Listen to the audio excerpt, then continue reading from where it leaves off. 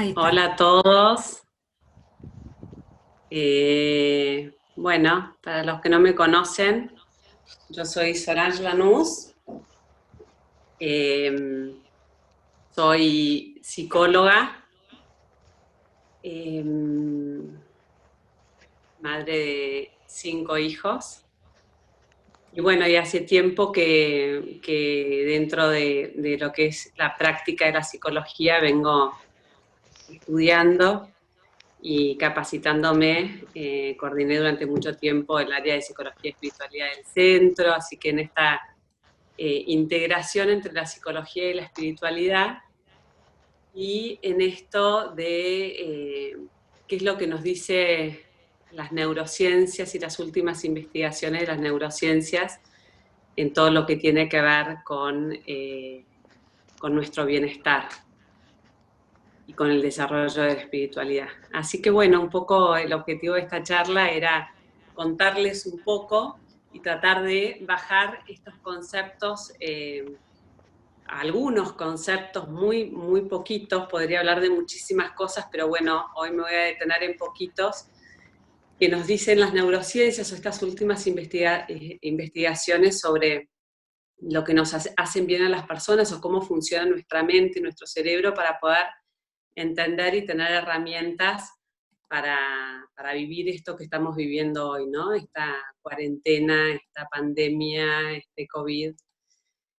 Eh, Así que bueno, están abiertas las preguntas para que todo lo que se les vaya a ocupar va a haber un momento después de, de preguntas, así que lo que se les vaya ocurriendo o quieran que después desarrolle un poco más, las pueden ir escribiendo.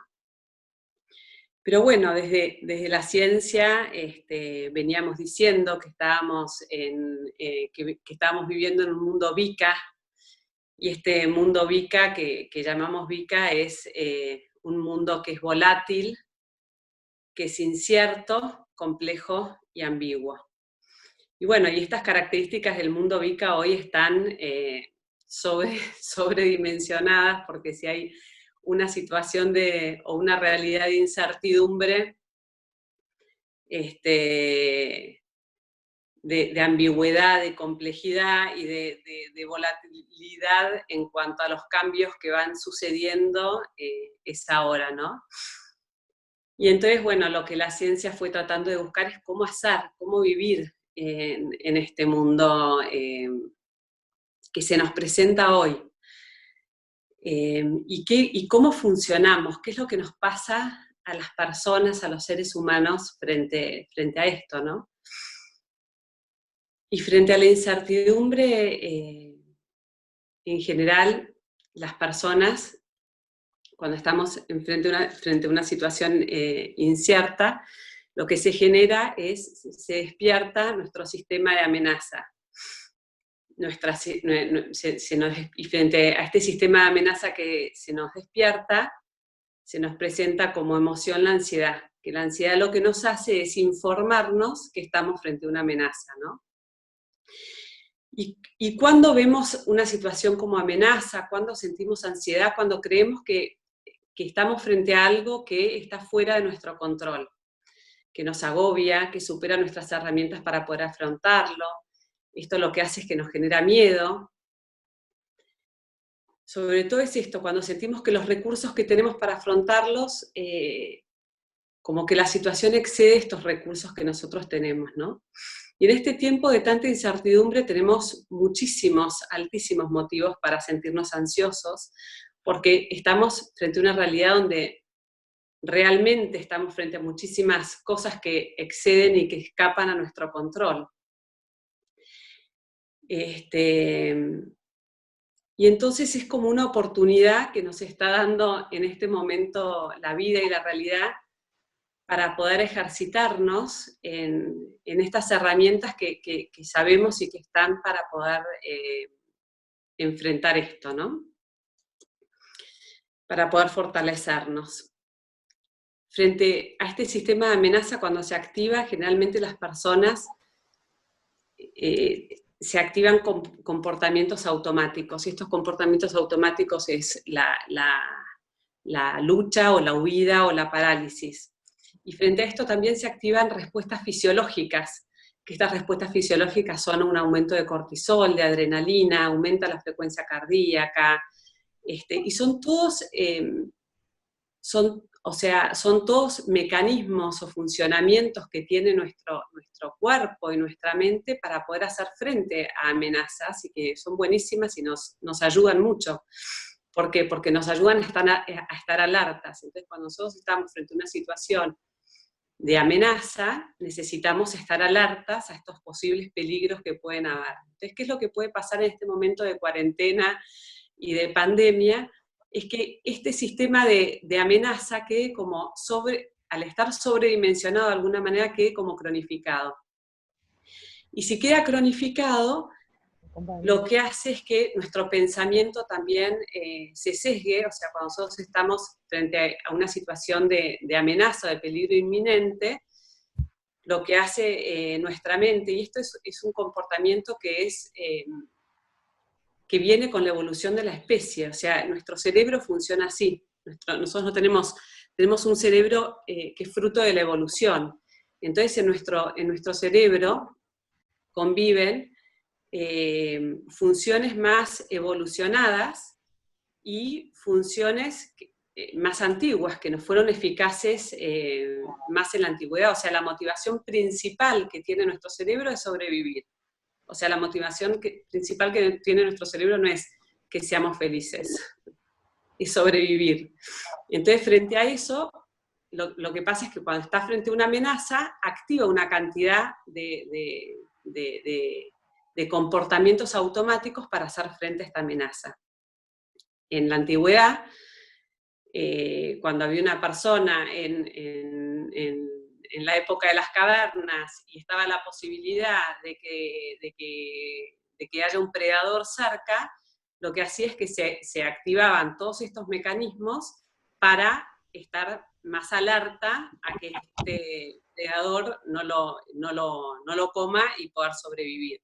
Entonces, lo que pasa cuando se activa este sistema de amenazas es que nuestros pensamientos también están totalmente focalizados a la amenaza y totalmente focalizados a lo que puede suceder. Se empiezan a activar pensamientos catastróficos, dicotómicos, y esto es así, funcionamos así.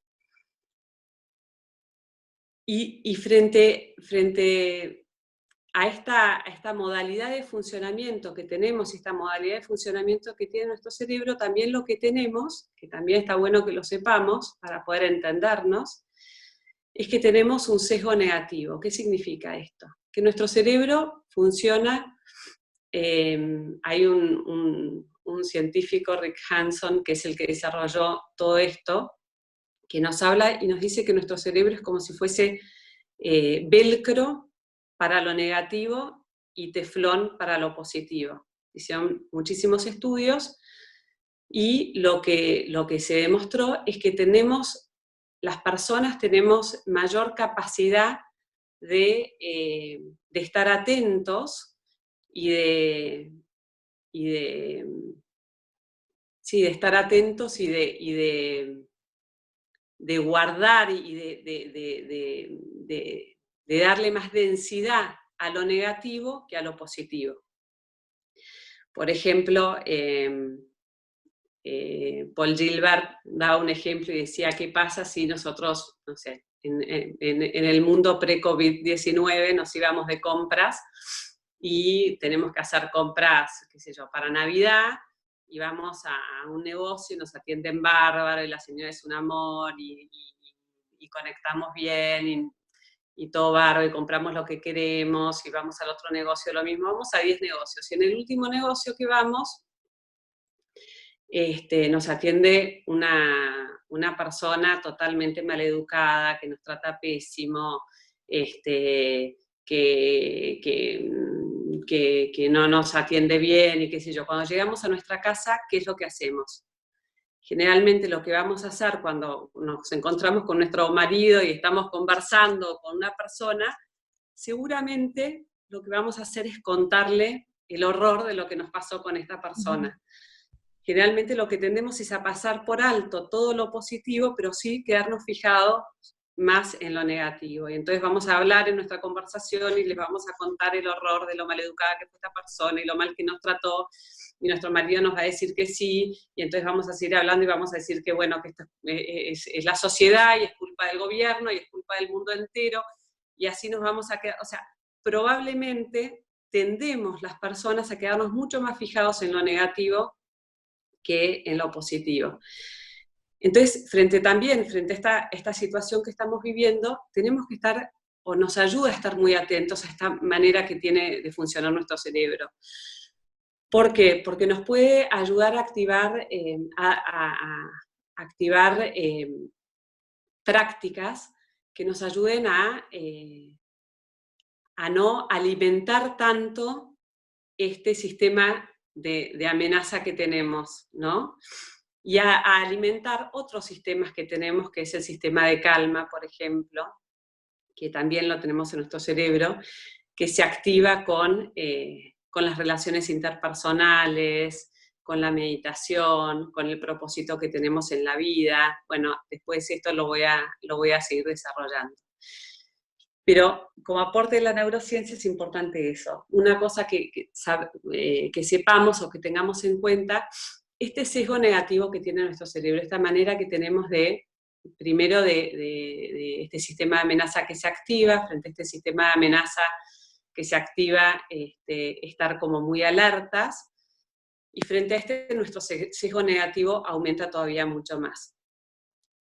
Otra cosa que sabemos y que nos puede ayudar es que también estas competencias antiguas, que les digo de este cerebro evolucionado, convive con competencias más nuevas, que es que a medida que fuimos evolucionando, desarrollamos lo que es nuestro lóbulo frontal, el neocórtex, que es nuestra capacidad de pensar, nuestra capacidad de desear, nuestra capacidad de imaginarnos, de planificar. Y frente a esto hay algo, si querés, un efecto adverso de esto, que es la rumiación. Que es que la rumiación es esto de traer y traer y volver a traer y traer a nuestros pensamientos, a nuestra mente, estos pensamientos que a veces pueden ser positivos, pero que a veces pueden ser negativos. Y en este sesgo negativo que tenemos, muchas veces cuando rumiamos, cuando nuestra mente se va antes de irnos a dormir, generalmente los pensamientos que vamos a elegir son estos pensamientos negativos que nos significaron una amenaza. Otra cosa que también, otro elemento que nos da la neurociencia, que fue importantísimo y súper clarificador y fue un cambio paradigmático para la ciencia, fue el concepto de la neuroplasticidad. Este concepto de la neuroplasticidad seguramente muchos lo conocen, que es la capacidad que tiene el cerebro de cambiar estructuralmente quiero decir la forma del cerebro a partir de la experiencia. Y a partir de la experiencia no es solamente a partir de lo que vamos viviendo, o sea, a medida que nosotros vamos viviendo determinadas experiencias, estas experiencias lo que van haciendo es que se van activando circuitos en nuestra mente, y estos circuitos de neuronas, estos circuitos en nuestro cerebro, van cambiando morfológicamente el cerebro. Y estas experiencias no solo son experiencias vividas concretas, sino que nuestros pensamientos funcionan como experiencias. Se hicieron estudios, investigaciones, por ejemplo, de un grupo de personas que las hicieron practicar 2 horas por día durante una semana el piano. Y a otro grupo control lo hicieron imaginarse practicando el piano, pero con las manos sostenidas, sin mover las manos. La región de la corteza motora se expandió tanto en los que realmente practicaron como en los que imaginaron practicar.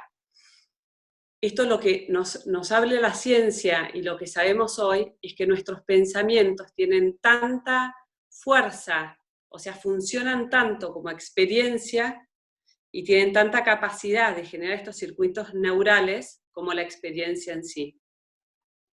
¿Y en qué es importante eso? Es en tomar conciencia de de la importancia que tienen nuestros pensamientos sobre nosotros. O sea, cada pensamiento que nosotros tenemos, hoy sabemos que tiene efectos inmediatos, no solo en nuestro cerebro, sino también en todo nuestro cuerpo. Segregan neurotransmisores, segregan hormonas, sensaciones de bienestar o no, pero inmediatos. Entonces, también este aporte que nos da la ciencia es importante para tomar conciencia de la importancia y del rol que tienen los pensamientos sobre nosotros. Y los pensamientos, en cuanto a dónde dirigimos la atención, o sea, si yo para aprender algo nuevo, por ejemplo, para aprender a andar en auto, lo que yo hago es, primero, tengo que estar muy atenta y tengo que prestar mucha atención al espejito retrovisor, al cambio, al embriague, a un montón de cosas. A medida que yo voy repetidamente prestando atención a eso, ya después se arma el circuito neural, se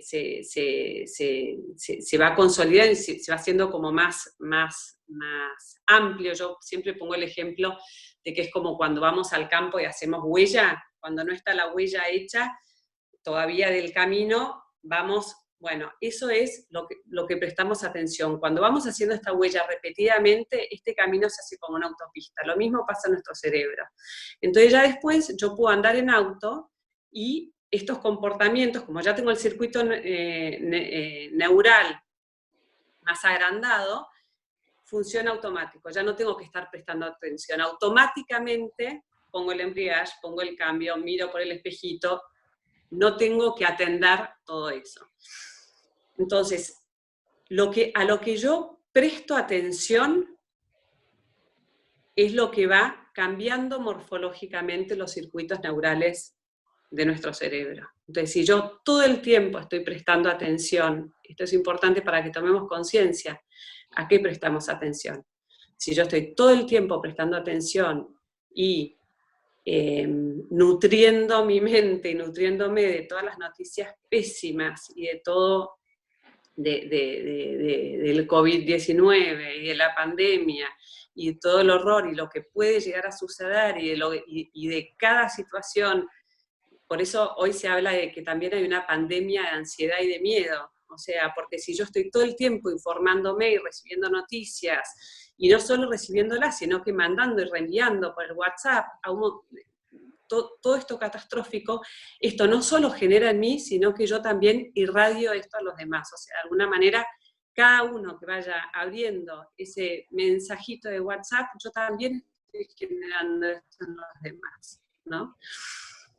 Entonces, esto es importantísimo. Cuando pensaba a ver qué decirles, me parecía importantísimo hablarles de este concepto para que estemos muy conscientes de esto, de que esto es una manera que funciona nuestra mente, que funciona nuestro cerebro. Y frente a esto, entonces, lo interesante de esto es que esta neuroplasticidad, si bien nosotros podemos dejar a merced de donde va nuestra atención irresponsablemente o ingenuamente a que se vayan estableciendo circuitos neurales que pueden ser circuitos de ansiedad, circuitos de miedo. O sea, si yo estoy todo el tiempo recibiendo el horror de la incertidumbre, se va a aceitar más ese circuito. En cambio, si yo me alimento más de las noticias, de lo positivo que va generando esta pandemia, de lo que genera como humanidad compartida, de toda la solidaridad que se genera, de todo, voy a frente a la misma situación de pandemia y frente a la misma situación, voy a estar nutriendo y voy a estar fortaleciendo otros circuitos neurales. Entonces, es importantísimo que tengamos conciencia de esto, de cómo la neuroplasticidad puede ser autodirigida, o sea, cómo nosotros podemos como esculpir a nuestro propio cerebro. Nos ha pasado seguramente en esta pandemia que hemos hablado con personas y tenés las personas con las que hablas y es todo un horror, y es todo un desastre, y cada vez que hablas lo único que cuentan es la cantidad de muertos que está habiendo por día. No significa que lo tenemos que negar, es una realidad, pero lo que nosotros podemos ser conscientes y responsables es cuánto estamos alimentándonos de eso y cuánto estamos alimentándonos de otras cosas, ¿no? Entonces, frente a esto hay como un consenso general de los científicos y de las personas que estudian el bienestar, de una recomendación general de cuidar mucho la información que recibimos y cuántas veces al día, se recomienda que no sea más de 2 veces al día. También es muy importante que tengamos mucho cuidado de qué información consumimos 45 minutos antes de irnos a dormir. O sea, también la ciencia hoy nos dice que lo que nosotros vemos, lo que nosotros pensamos, lo que nosotros consumimos 45 minutos antes de dormir va a influir directamente en nuestro sueño.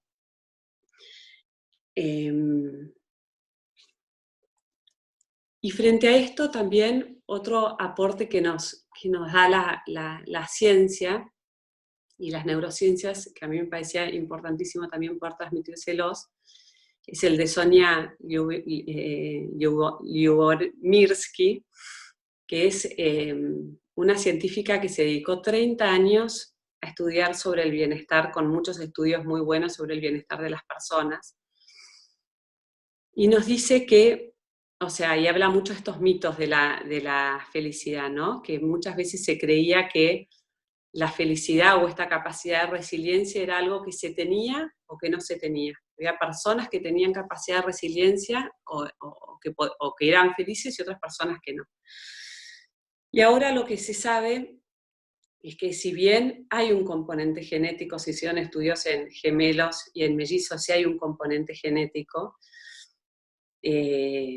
para la felicidad. O sea, hay gente que le sale más naturalmente ser resiliente, ser más optimista, detenerse más en lo positivo, tener mayor gratitud, y gente que no. Hay un componente genético, pero el hecho de que haya un componente genético no hace que nosotros estemos condenados a eso, no, o que no. Así como hay un componente genético también para el peso, hay gente que naturalmente es delgado, ponele, o es flaco. Eso no significa que yo, si quiero ser delgado, no lo pueda hacer. Probablemente a mí voy a tener que hacer más trabajo, o sea, que esforzarme más de alguna manera, que estar más atento que la persona que no.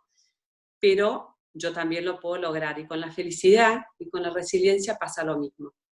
Entonces se empezaron a estudiar muchísimas prácticas que ayudan a que las personas puedan ser más resilientes y puedan ser también más felices, ¿no?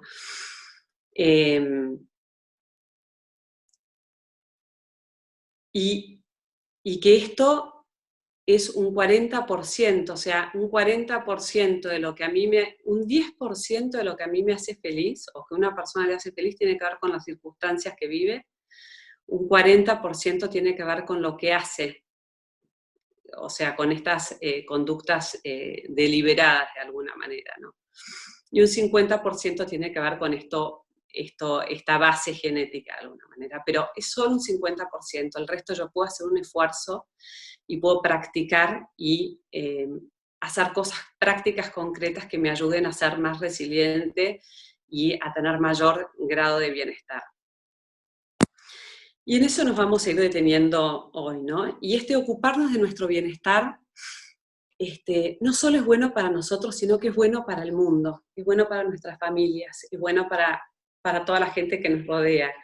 Las personas que son más felices y que tienen mayor bienestar son personas más generosas, son personas más productivas, son personas que tienen mejores relaciones, más sanas, tienen más energía, tienen un sistema inmunológico más alto. Y bueno, y frente a esto hay estrategias que están estudiadas, que se pueden hacer, pero son estrategias. O sea, nosotros y especialmente frente a esta pandemia, a esta situación que estamos más vulnerables, porque estamos en una realidad más adversa o más difícil, no lo tenemos, a esto voy, como que no tenemos que ser ingenuos, tenemos que intentar no ser ingenuos, tenemos que saber que así como nos esforzamos para lograr un montón de cosas, como que le tenemos que poner cabeza de alguna manera, ¿no? Tenemos que realmente plantearnos una estrategia, y podemos plantearnos una estrategia. Seguramente ya estamos con la cuarentena más avanzada, seguramente yo digo que podríamos hablar como y ver cómo fueron los distintos momentos, ¿no? De este confinamiento, de esta cuarentena. Al principio por ahí fue la novedad, ya pasaron los 21 días donde de alguna manera los hábitos se establecen, entonces probablemente ya tenemos nuestro lugar en nuestra casa donde estamos, donde por ahí trabajamos, ya probamos qué cosas nos ayudaron y qué cosas no, pero también lo que pudo haber pasado es que al principio estuvimos desbordados con las ofertas que nos proponían, entonces hacíamos yoga, hacíamos gimnasia, nos anotábamos en todo, y puede que nos haya pasado que ahora estemos por ahí más cansados o más desmotivados. Entonces en esto está bueno que cada uno en lo personal podamos estar atentos a cuando termina el día, qué nos ayuda, qué nos ayudó, qué nos hizo bien en el día de hoy, qué nos hizo bien a lo largo de la cuarentena, y tratar o invitarnos a especialmente tratar de generarlo, ¿no?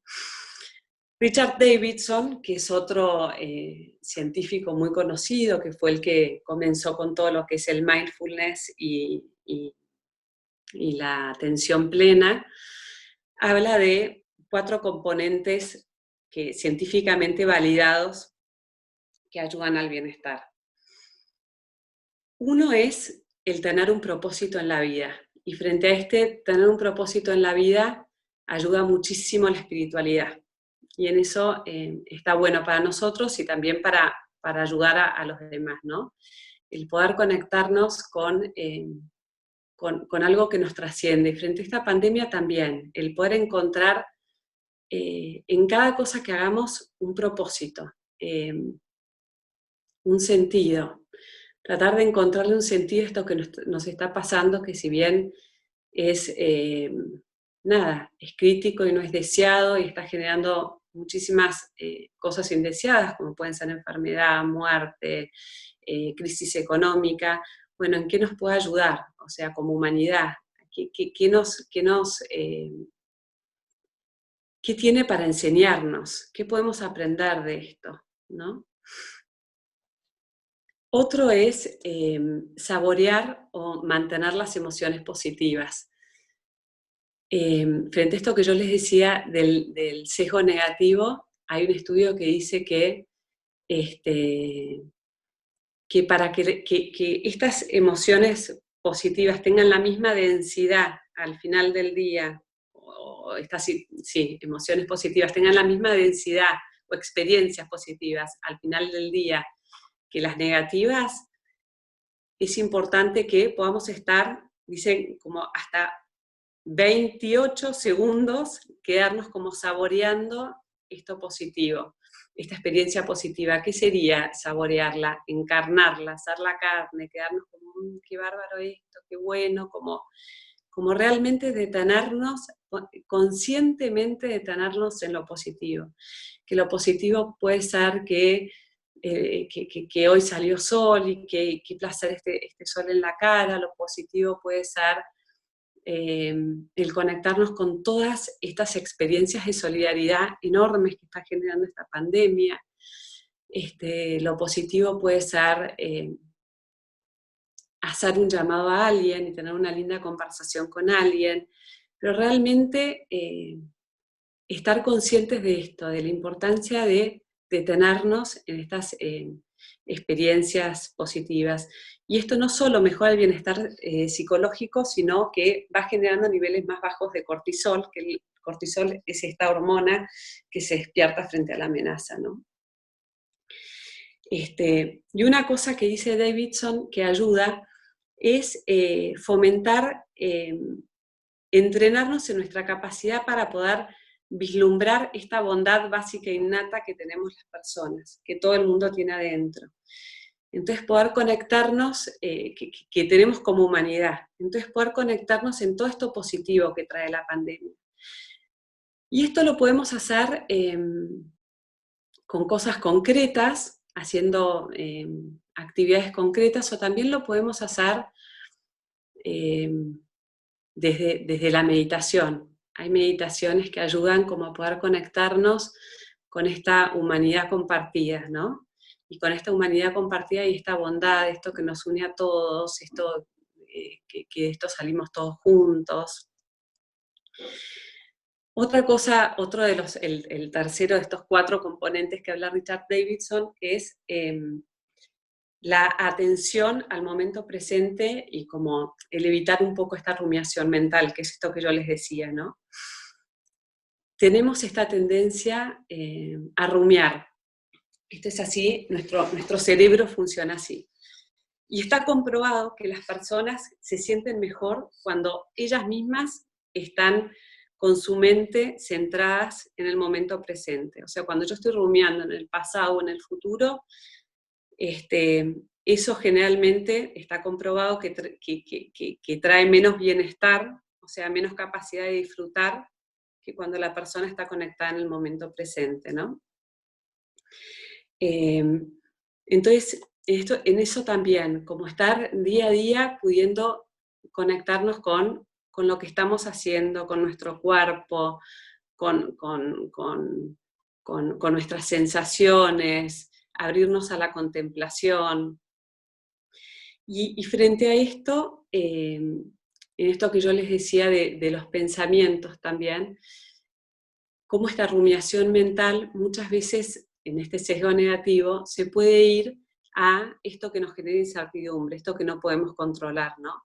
Y estamos en una realidad donde hay tanto que no podemos controlar, que lo que ayuda es poder hacer foco, o sea, hay tanto que yo no controlo, que poder hacer foco en lo que yo sí puedo controlar. O sea, yo hoy, si pienso en lo que va a pasar mañana, no tengo ni idea. Lo que va a pasar mañana, lo que va a pasar dentro de una semana, lo que va a pasar durante 15 días. Y no lo puedo resolver. Escapa mi capacidad de resolverlo, mi capacidad de control. Entonces, puedo primero identificar cuáles son estas preguntas que me generan ansiedad. ¿No? No sé, me contagiaré, no me contagiaré, qué va a pasar con mi trabajo, cuándo va a terminar, cuándo vamos a volver a nuestra vida normal, cuando volvamos a nuestra vida normal, va a ser igual, no va a ser igual, qué va a pasar con la crisis económica. Bueno, todas estas preguntas no las vamos a poder resolver.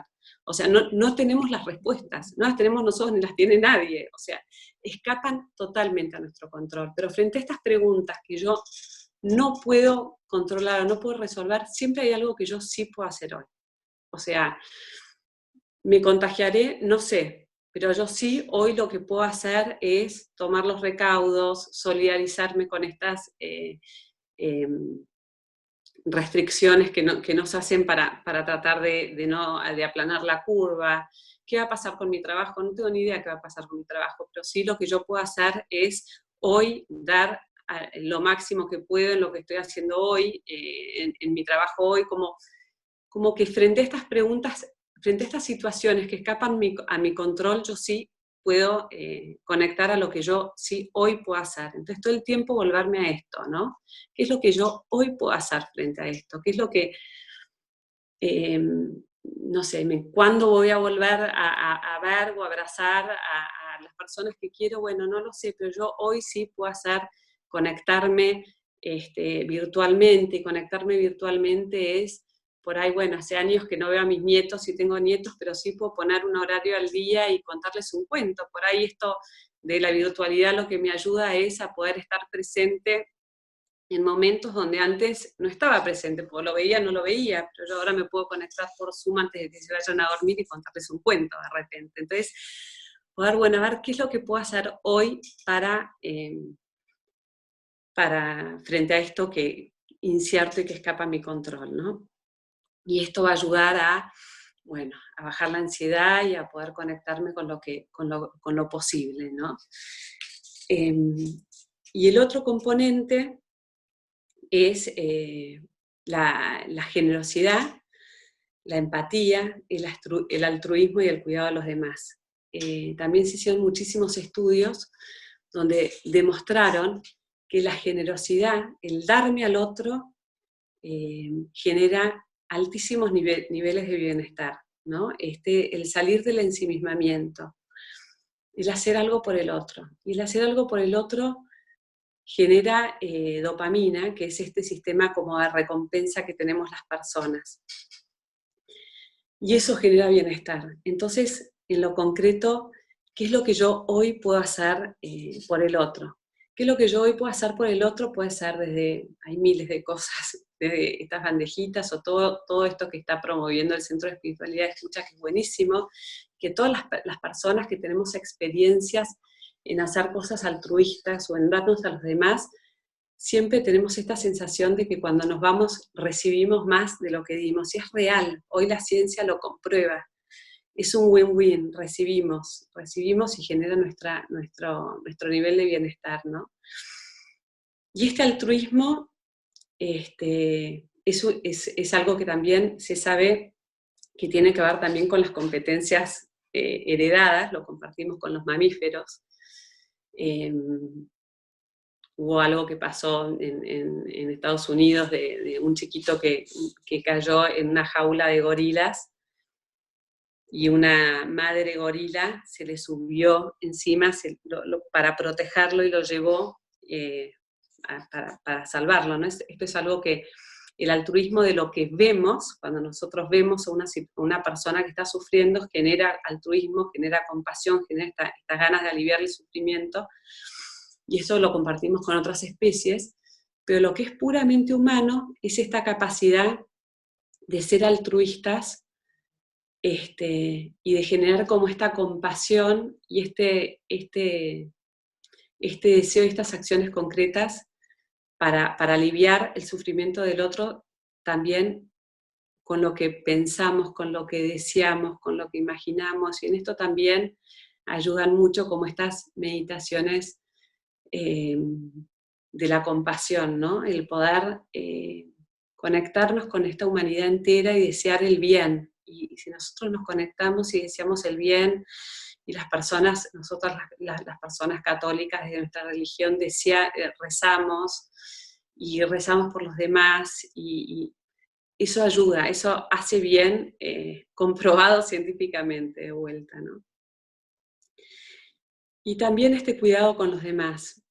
Y sobre todo, lo que está demostrado que es el mayor componente que activa el bienestar es el contacto con el otro. Hoy por hoy, en esta pandemia, los contactos se vieron resentidos de alguna manera con este aislamiento, pero sí podemos ser conscientes de esto y tener otro tipo de contactos. O sea, cuidar esta capacidad de poder hablar con la gente, de conectar.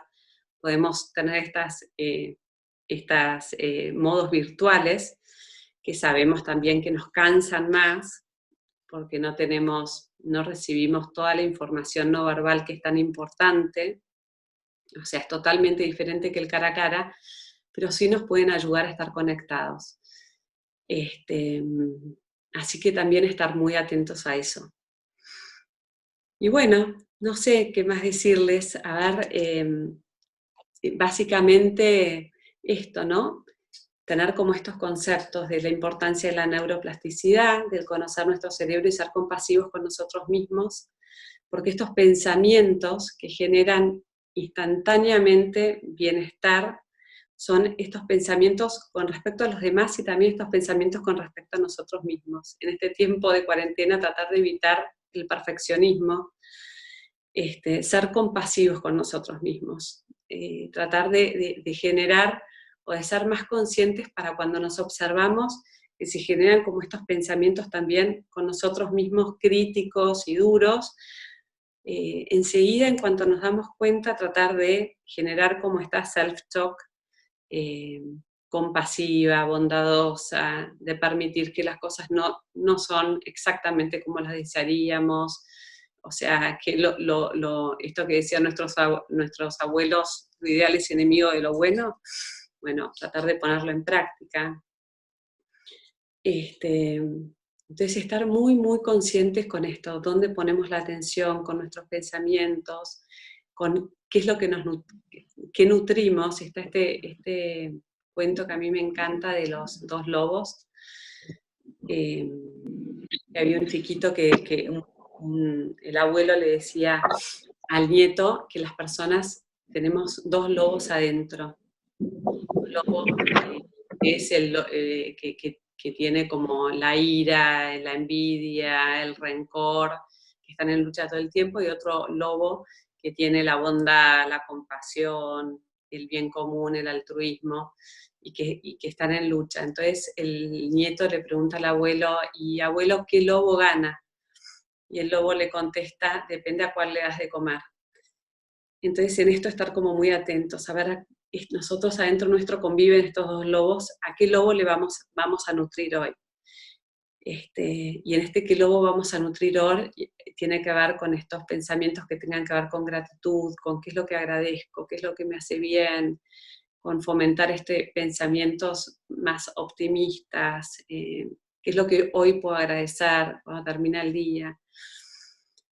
Bueno, esto, tratar de no sobreinformarnos o elegir ser conscientes que nos estamos nutriendo con esto que estamos informarnos, tratar de dormir.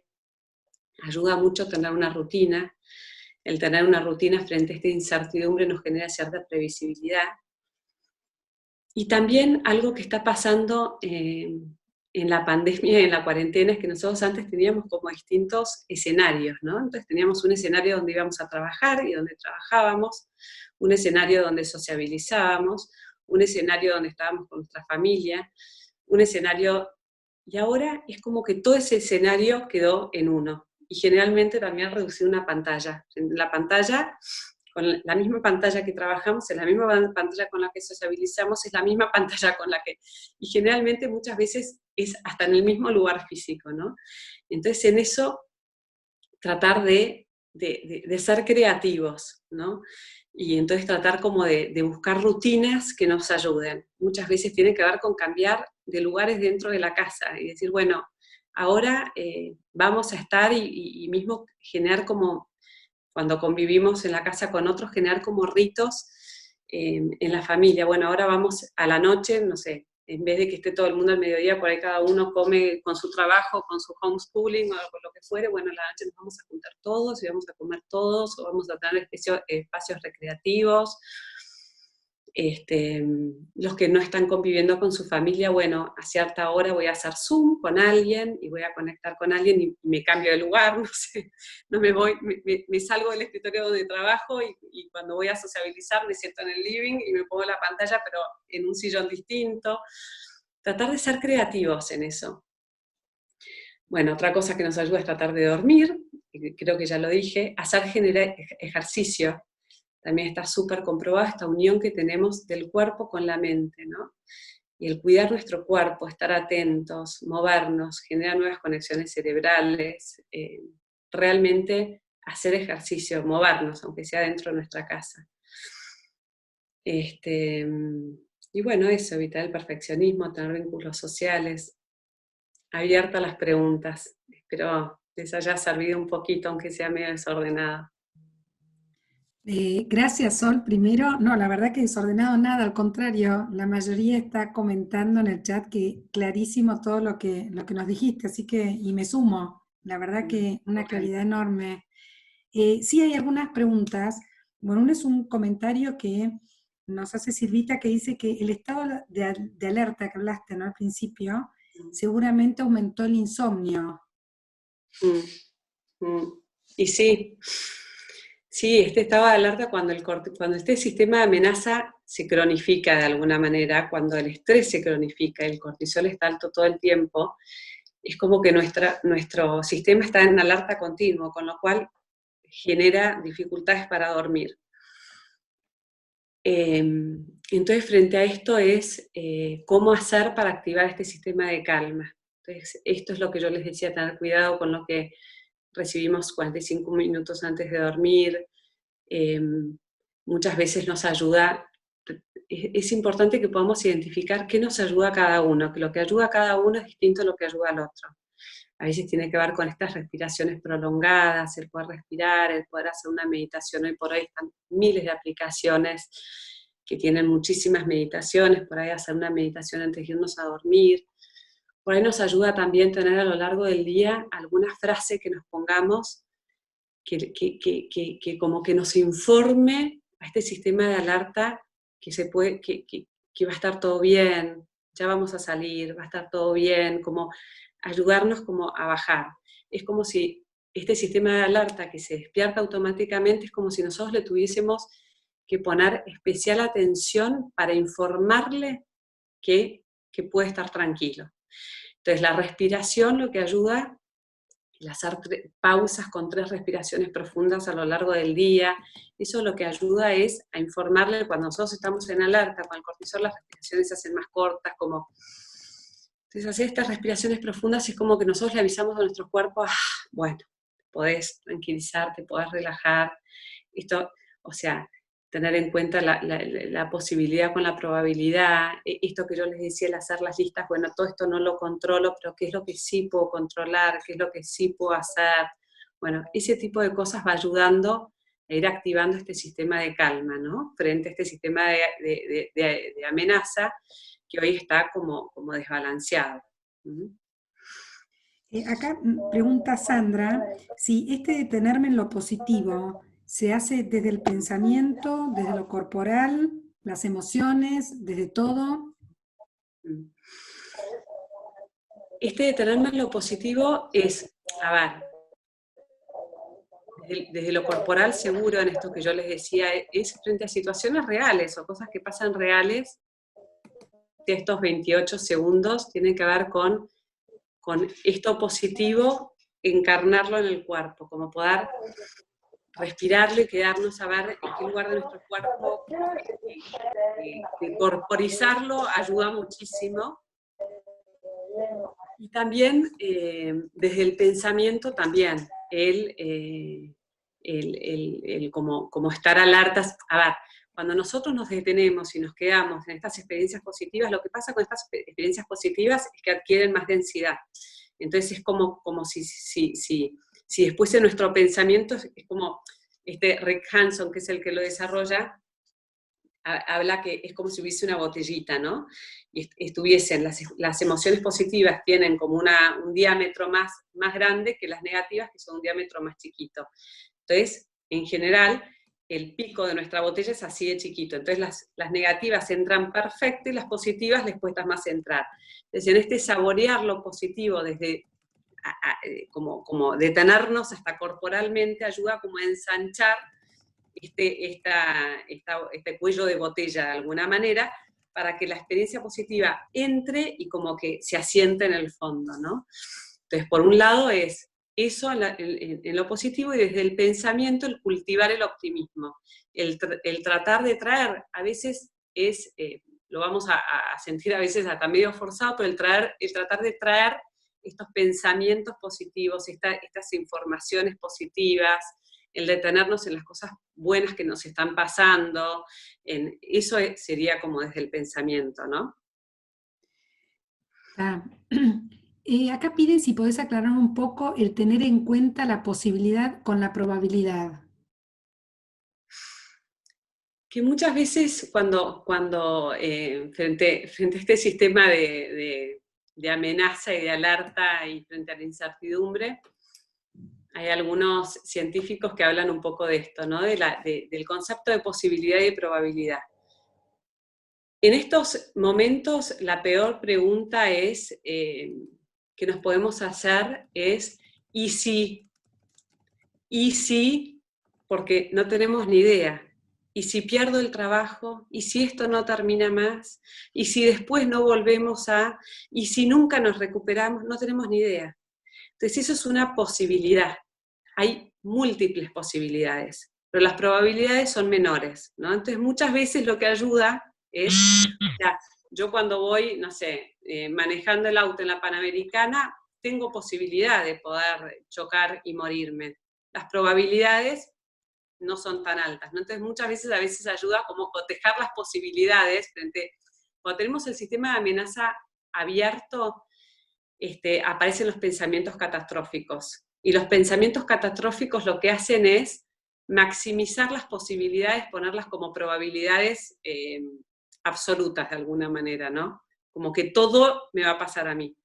Entonces, frente a estos pensamientos catastróficos, poder detectarlos y poder decir, bueno, a ver, no, es posible, pero hay también una probabilidad que por ahí no es tan certera de alguna manera, ¿no? Como que ponerle el signo de pregunta.